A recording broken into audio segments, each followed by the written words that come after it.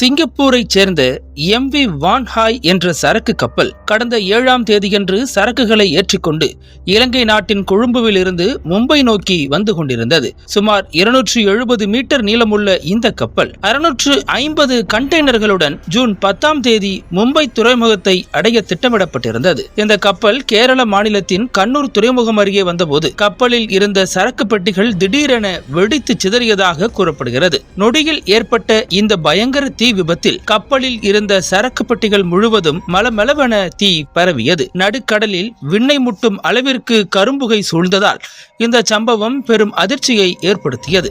பின்னர் இது குறித்து தகவல் அறிந்த இந்திய கடற்படை உடனடியாக மீட்பு பணியில் இறங்கியது.